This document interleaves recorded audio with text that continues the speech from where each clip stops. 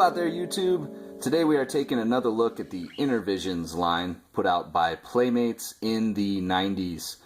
Now these were either ships, as you see here, or role-play devices like the tricorder, which I've previously reviewed, that would open up into tiny little play sets that fit these little micro action figures. Now the micro figures themselves, here's a Lego guy, kind of a universal comparison. You can see basically his head comes up to the shoulders of a Lego man. Now these are a little bigger than the Star Wars little micro figures that are on the shelves as I record this, but the figures themselves, they do have some articulation in that their legs move up and down, although it does lead to some wonky hip syndrome. He's got his little phaser there. Anyway, decent little figure for how small it is. Here's Geordie LaForge. Now these two go to this one, the hood. Despite its super deformed proportions, nice molded detail, some cool panels picked out there, and obviously it has this huge awful hinge right on the front, but it opens up and inside you've got sort of a bridge. It does have a pretty nice science station display. Cool graphics there. Let's see here. Control panel. View screen with a bird of prey. And of course the figures can sit in the seats if you want them to. Put him here. They don't have any foot pegs, so if you have them standing anywhere, they can fall down, and obviously given their small foot size, they don't really hold up that well. And this one has the flaw in that when you close it, it doesn't completely fit with the little guys inside, so that kind of sucks, because obviously the idea is a kid could just take this with them. Not that there's any kids today that would probably play with these, but you get the point. So anyway, so there's the hood.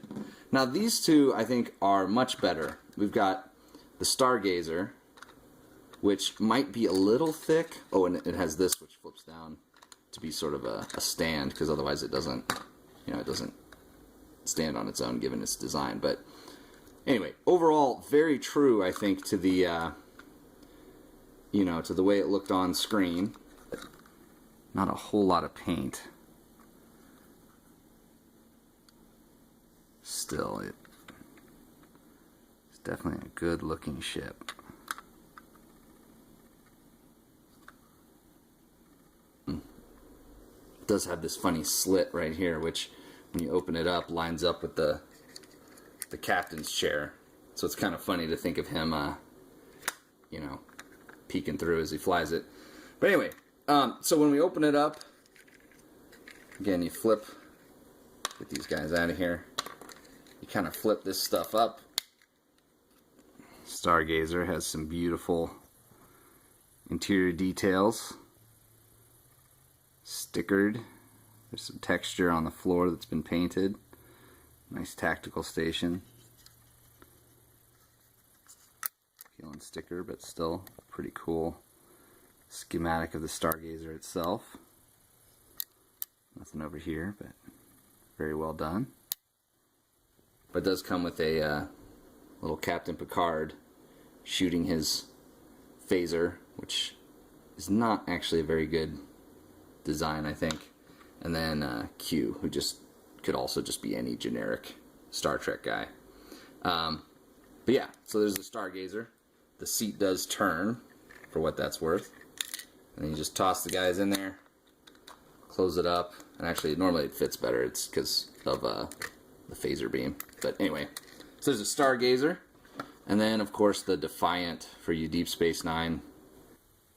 The Defiant looks great. Lots of painting, lots of stickers. It's got its registry all over it. Very nice looking ship. Opening it up, it has actually two different spots. This one opens like this, and it has its really stupid missile gimmick. This is the missile. But, if you ask me, it's far more successful. How can I show this? Here we go. It's far more successful as a surfboard for like an ant. I mean, that looks exactly like a surfboard. No detail, no nothing. But anyway, that's supposed to be one of these flick missiles where you flip it up. So, the rest of it, if I can get it to open, here we go. The rest of it, double hinges open like this. And there we've got Cisco and Worf. Has these little control panels that flip up. And this one's actually pretty nicely detailed on the inside. You can see all the nice sticker detail, painted floor, the texture. No sticker, but nice molding on these little gold stations here. And some paint on the roof. Nothing on what they lazily call a tactical station up here. Just a little texture.